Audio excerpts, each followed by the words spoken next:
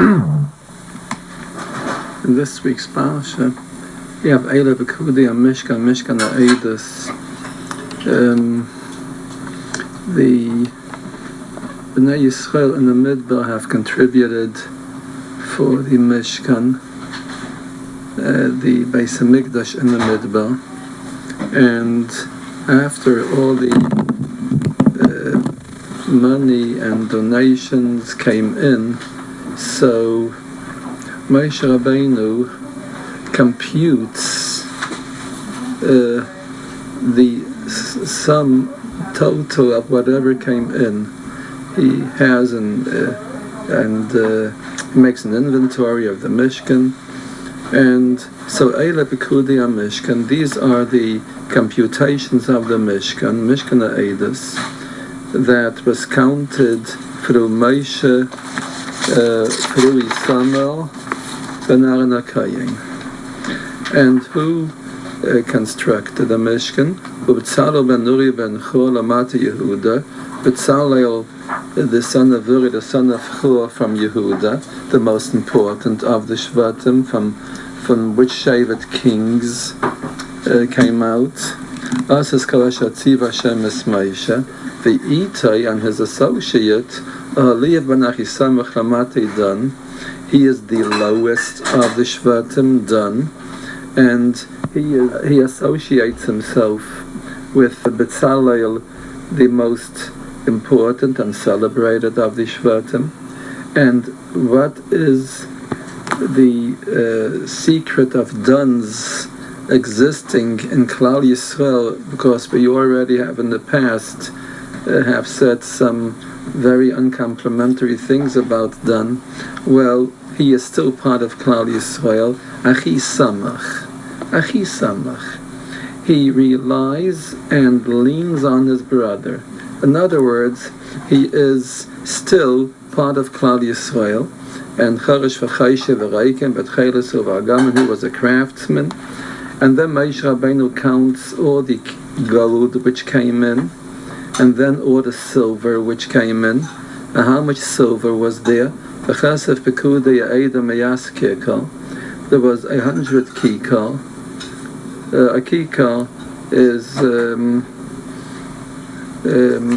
I don't know exactly how much a kikal is, but it's enough silver to stand 2 feet tall, 2 feet by 2 feet, by 3 feet, which is an amma by an amma and a half, and with 2 hollows in the center for the teeth of the krashim, the teeth of the board, to fit in and be put in place there.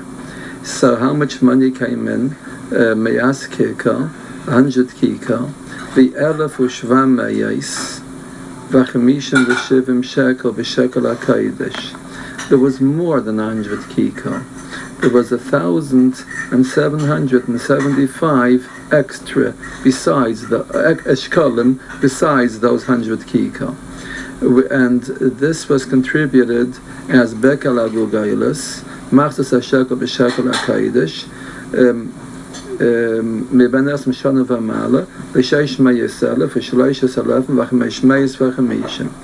If 600,000 Jews each gave a machzas hashekel, they still had those 600,000 machzas hashekels made up 100 kikal.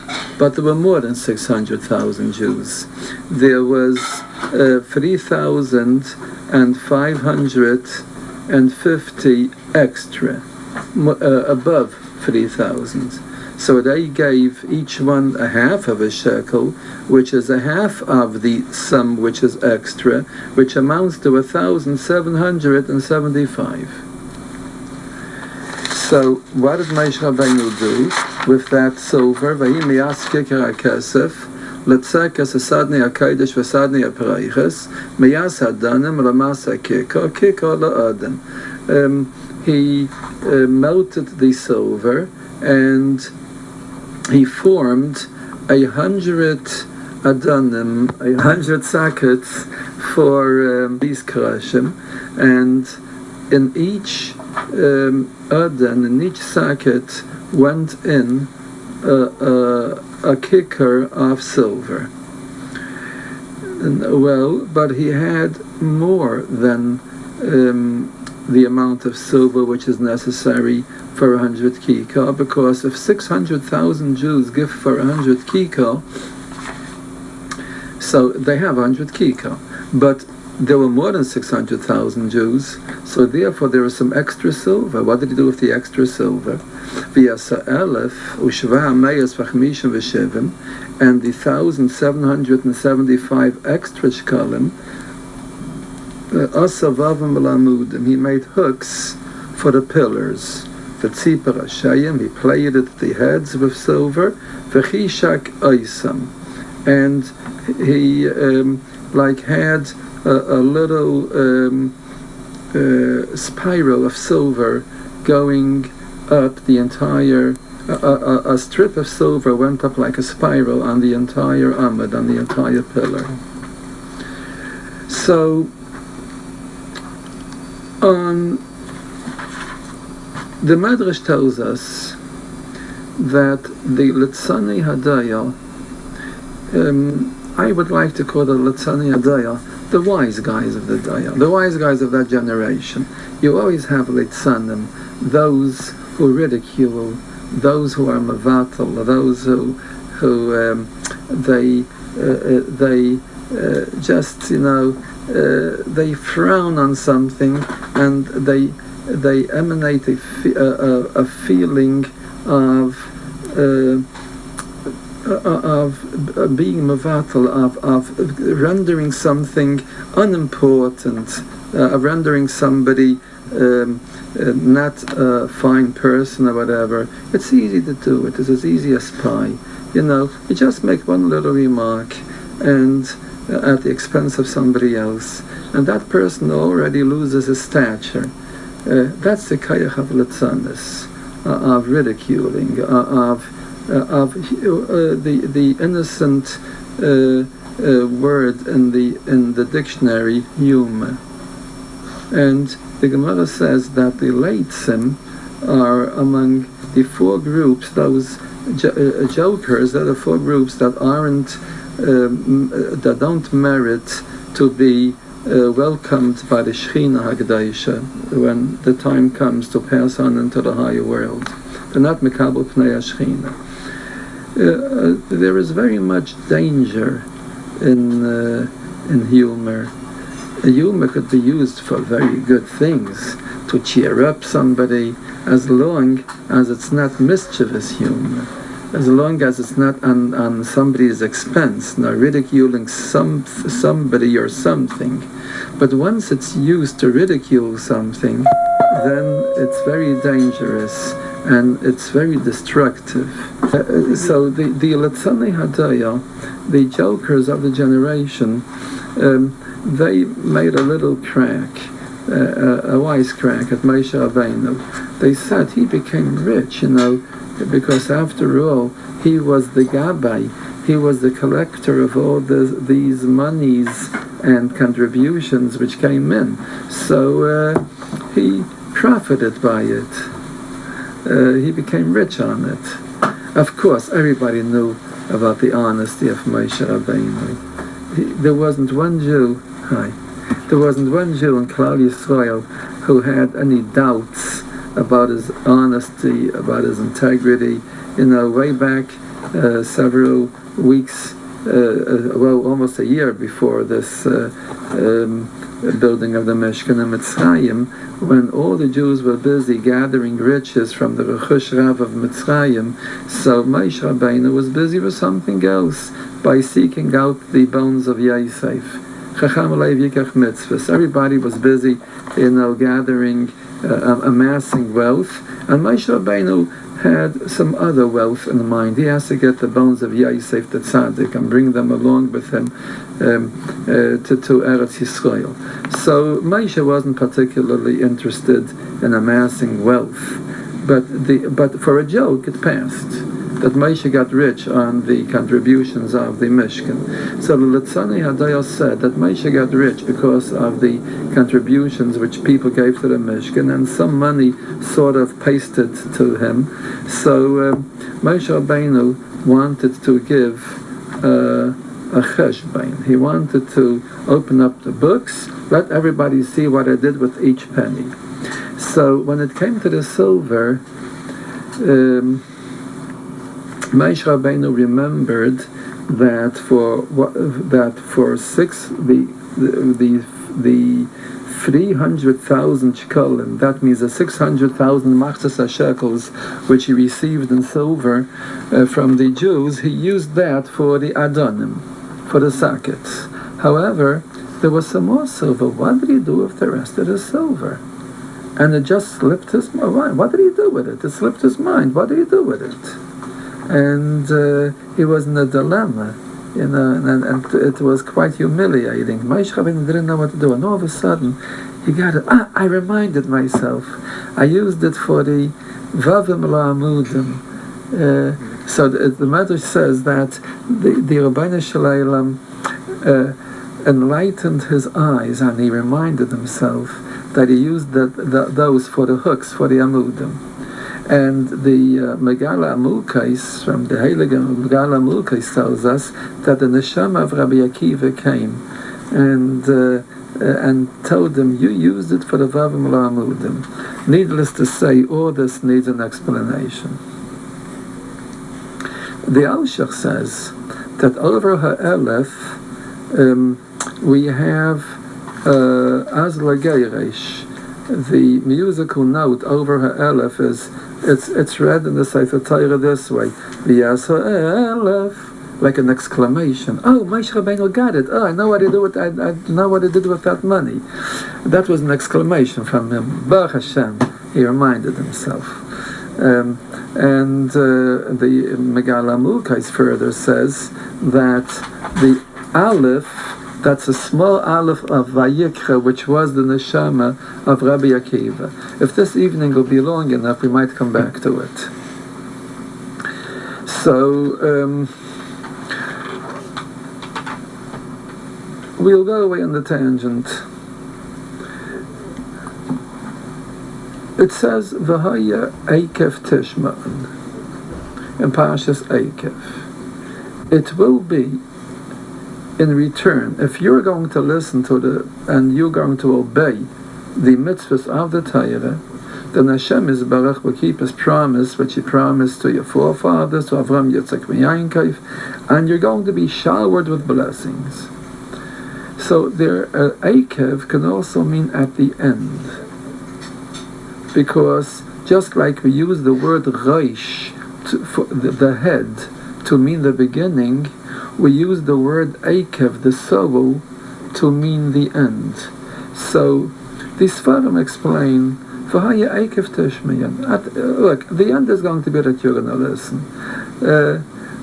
Why? So you're going to go through all the process, the entire process of the Rebbeinu Shalom forcing you into keeping the Torah, all the troubles and all the tribulations which Klal Yisrael did go through and is going through. And what's going to be, the stuff is going to be that everybody will do tshuva. You might as well do it now.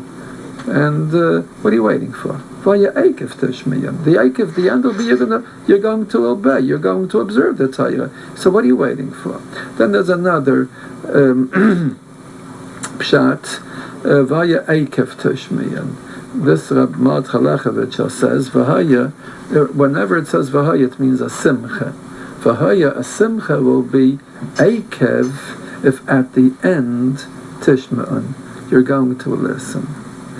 In other words, the period of trial of Klal Yisrael is the last period right before Mashiach. It's the most difficult period, but you have to grasp on to Judaism, to Emunah, to faith. You have to grasp to it like to dear life to remain a mammon, to remain a believer, because it's so difficult to belief today. The entire arena, the entire setting of the world is just set up to confuse the believer, to confuse the maimon. There was never a time when there was so much kfira, so much atheism like now. I believe I once told you the story of the Baal Shem Tov who traveled with his balagala, his driver, on a wagon, and towards them came the galach of the town, the priest. And it's customary that when a guy sees his galach, he crosses himself. And this driver didn't cross himself, and the Baal Shem Tov jumped off the wagon. He won't travel with a guy who doesn't cross himself when the galach comes, because he has no emunah, he has no faith. Even a geisha faith, let him have a geisha faith, but no faith, an atheism, that he won't, with such a person, so wretched a driver, he won't travel with. Today we have that. The whole world is just steeped in atheism, and those of you who know some history knows that this was never duplicated in any time before. We never had that. There were Christian religions and Muslim religions, but entire governments and countries built on the principles of atheism, this we never had like today. Because today is the Nisayan of Emunah. This is our test, like the story which I once told you about the Chafetz Chaim and the Dibuk. This is the test today. This is the mitzvah which we have to be mekayim today. It's the mitzvah of the generation. And being so, there are so many meniyas, there are so many stumble blocks, and there are so many so many bars barring the one that wants to believe from reaching true belief, because this is the mitzvah, to have mesiras nefesh, to give sacrifice, to offer sacrifices, and to struggle for the emunah. And this is our mission today. That's why our generation came down to this world. So the Ramad Chalachevich spoke about the last generation before Mashiach, and he said, V'haya means a simcha. A simcha will be Eikev Tishmiyam. If you're going to listen to Hashem, Eikev, and Ikvas of the Mashiach, in the end of the generations, Eikev, the soul, the bottommost part of the structure of a person, which is our generation. At this point, let's go back to Vayera. We have the Parsha of the Akedah. Abraham, the Rabbanu Shalom tested Abraham, and he told him to bring to take his son Yitzchak up on the altar, and bring him up on the altar for a sacrifice, for a ayla alachad, to go to Yerushalayim and do this. So it was a test, and the pasuk tells us befeirish that it was a test. Avraham Avinu went through 10 nisyanis. It says in the Mishnah and Avos, and the last one was the Akedah. But by none of them, the Torah tells us distinctly that it was a test. Here it says, V'alakim Nisa es Avraham. The Rabbanu Shalom tested Avraham. And so it must have been a very special test, more than all those that preceded this 10th one. And what was the Nisayan of Avraham? What was the test? Let's analyze the test.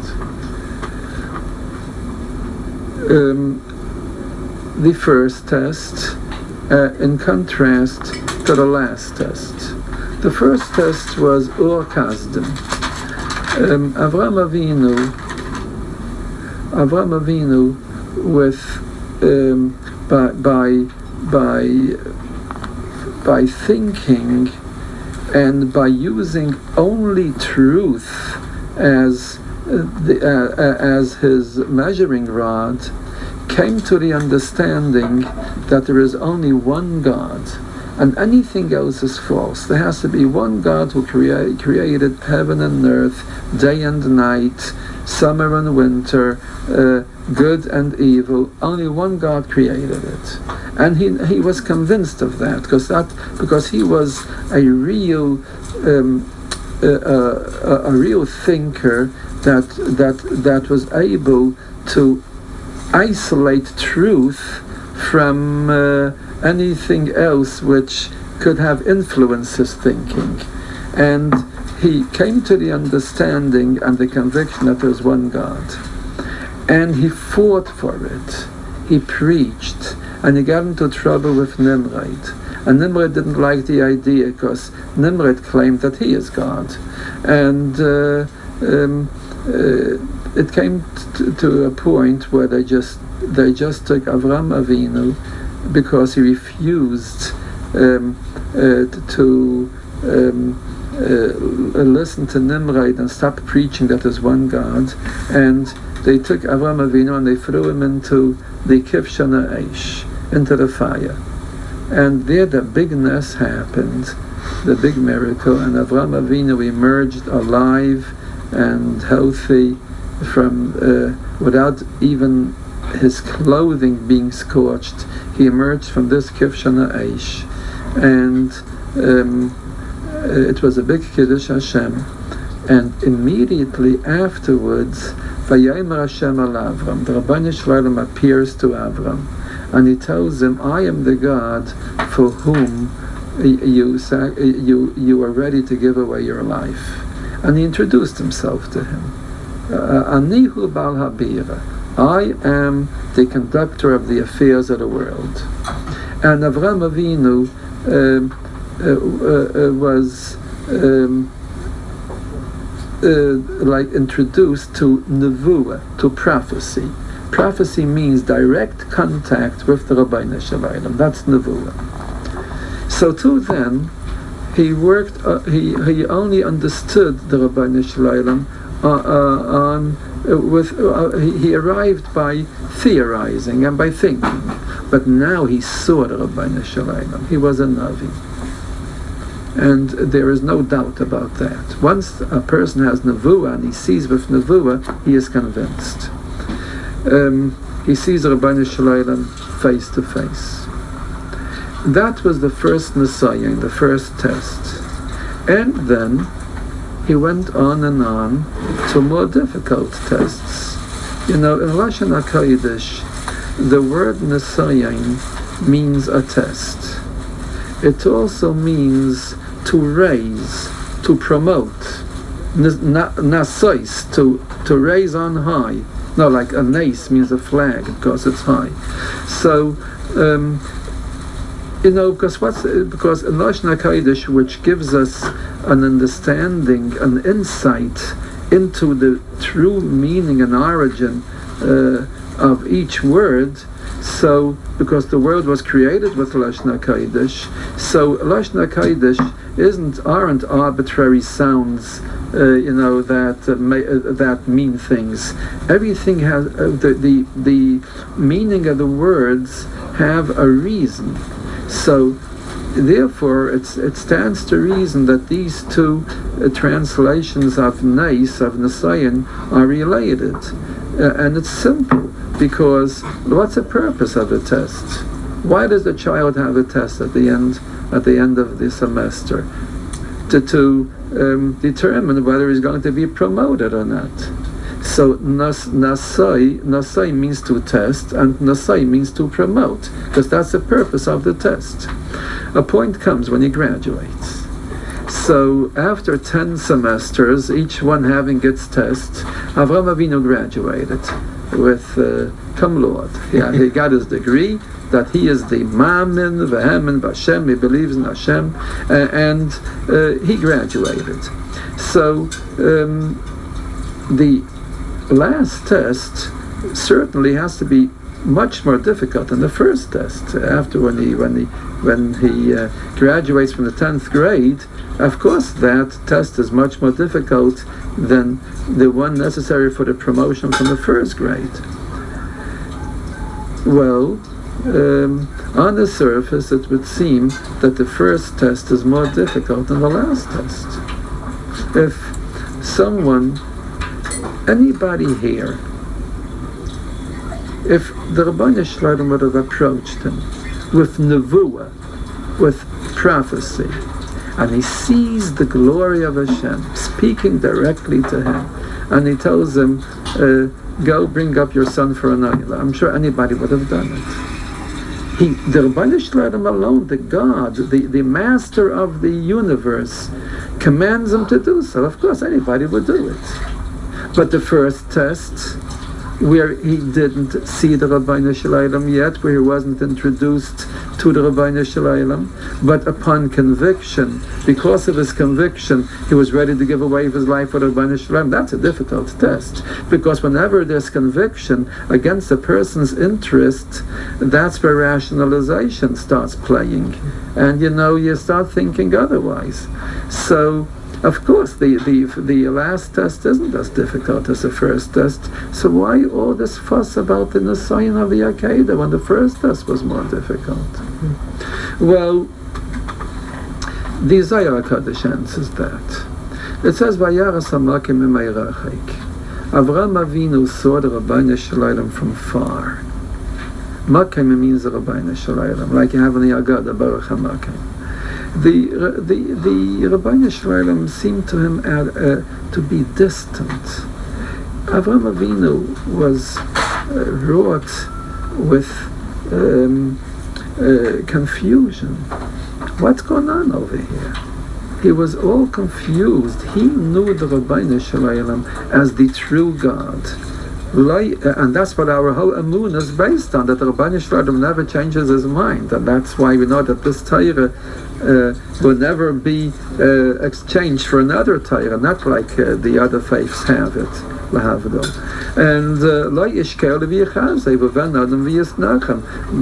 God is not like a human that lies, and like a person who changes his mind. The Rabbeinu Shalom says and it doesn't do. The Rabbeinu Shalom says something and he isn't Mikayim, he doesn't fulfill it. So this Avraham Avinu knew is the character of the Rabbeinu Shalom. Hashem Elokeichem Emes. The Rabbeinu Shalom is true. So here the Rabbeinu Shalom has promised Avraham Avinu, a Jewish nation is going to come out of your son Yitzchak. After waiting so many years for Yitzchak to be born, Aklasi was born with a promise from Hashem that an entire nation, the chosen nation, is going to come out of Yitzchak. And here the Rabbeinu Shalom blows up this promise, and he says, go and shecht your son Yitzchak. So he was very confused. What's going to happen to the Rabbeinu Shalom's promise? So this is a real Nisayon. Certain doubts started tormenting him, and he closed himself up.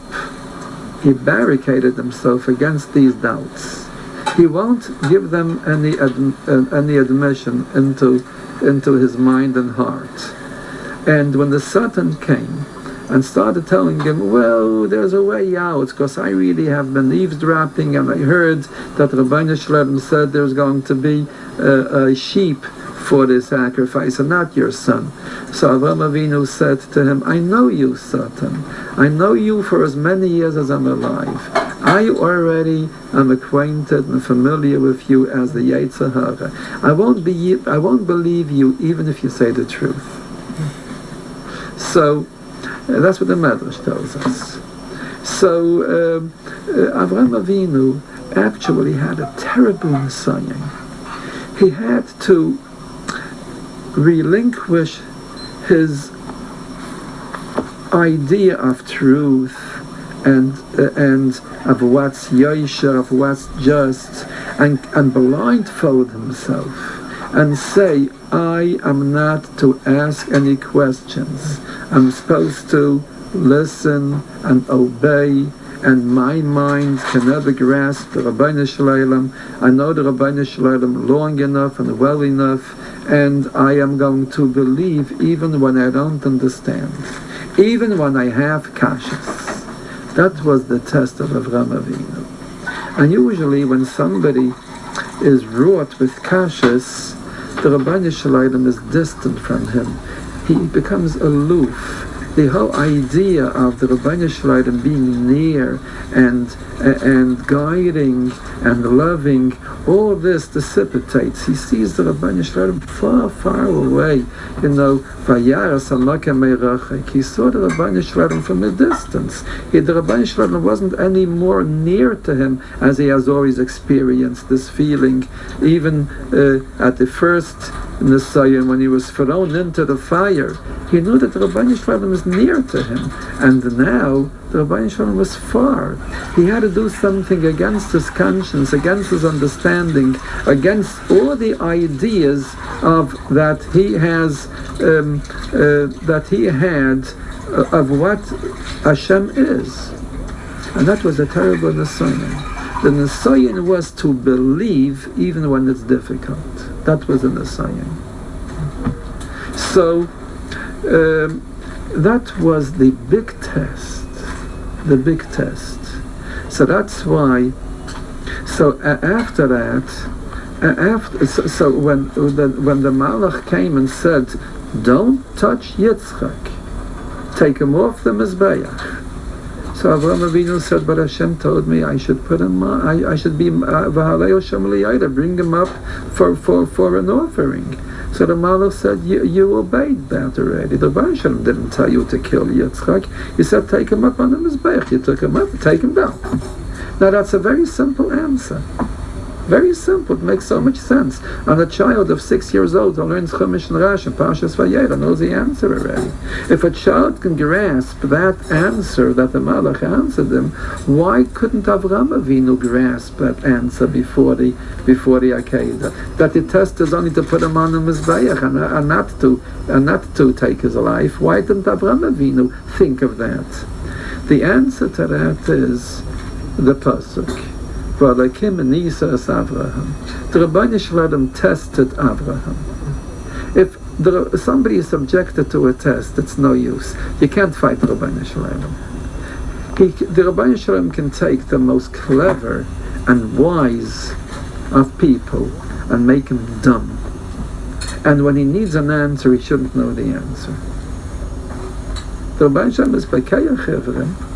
And he can also do the opposite also. He can open up the eyes of the stupid ones, and he can also close the eyes of the wise ones. So Avraham Avinu didn't, the great learned, philosophical sage, Avraham Avinu couldn't figure out with his mind a little answer to the question that a 6-year-old child understands that without the Rebbe repeating it a second time.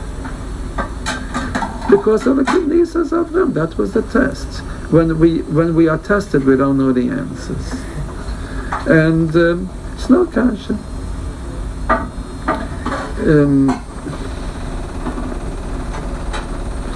There is a klal. Mine say of a similar button. The Ramban puts down this klal. There's a rule in the Torah. Mine say of a similar button. Whatever happens to the fathers, that's a simon, that's what's going to happen to the children. And the Ramban goes through some of Bereishis with this klal. For instance, Avraham Avinu came to Eretz Yisrael. And then he had to leave Eretz Yisrael because of a famine, which means that his children, the family of Yankov, is going to leave Eretz Yisrael because of the famine. And where did Avraham Avinu go? To Mitzrayim. It means that his children, because of the famine, in the days of Yankov, will go to Mitzrayim. And then Sarah was taken into captivity, which meant it's a simon that the Jewish nation will be taken into captivity and bondage under Paray. And then afterwards, the Rabbeinu Shalom smote Parai with Negoyim Gedolim, with a lot of terrible lashings, which means that the Mitzrayim are going to suffer 10 makas because they have taken into captivity the Klal Yisrael. And then and then Sarah was released, and she was given presents. That means that when the Jews are going to go to Mitzrayim, they're going to go out with riches. And that's how the Ramban goes through. Whatever happened, the life, the Avos HaGedoshim didn't live a private life. They lived the life of their offspring. Their life mirrored the future of Klal Yisrael. Whatever happened to them is like it was like a Futurama. That's what's going to happen to Klal Yisrael. This is the klal which the Ramban puts down. Now, knowing this klal, we could apply it to everything that happens to the Avos. So we can say, if Avraham Avinu had to undergo 10 nisyanos, 10 tests, it means that the Jewish nation and its history will have to undergo 10 tests of whatever nature the tests of Avraham Avinu were.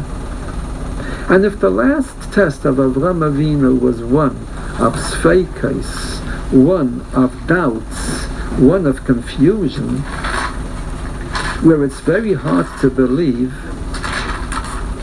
and you have to believe nevertheless, so that means that the last test of Klal Yisrael before Mashiach will come will be the test of the Akedah, the Nisayan of believing when it's hard to believe, the Nisayan of having kashas on the Rabbeinu Shalom.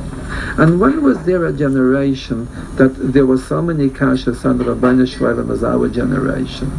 Why the 6 million? Why? And somebody comes out with this book, why was he silent? And all this, and more and more. And the Kaifrim, those whose faith isn't a sturdy faith, like a true maimon, a true believer and observer of Torah mitzvahs, because only learning Torah and keeping mitzvahs nurture the emunah. That's the only thing that keeps... these are the nutrients of faith. Every time you do a mitzvah, every time you learn a blot of Gemara or a parsha of Chumash, every time you daven, you put on your tefillin, every time you keep Shabbos, you are taking an emunah pill.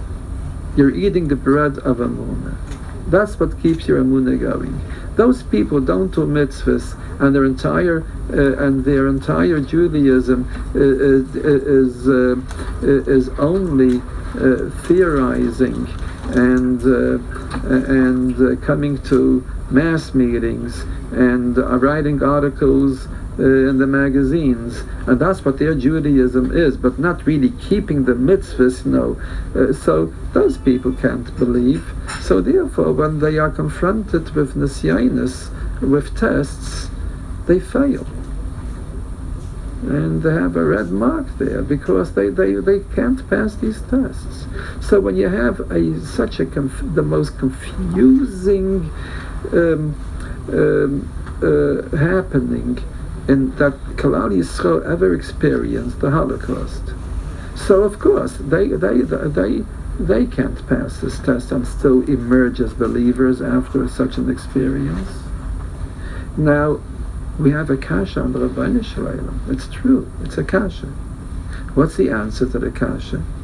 When Mashiach will come, the answer will be so simple, we're going to laugh at ourselves. Why didn't we understand what this was all about? It's like the Chazon Ish replied to somebody who asked him this question.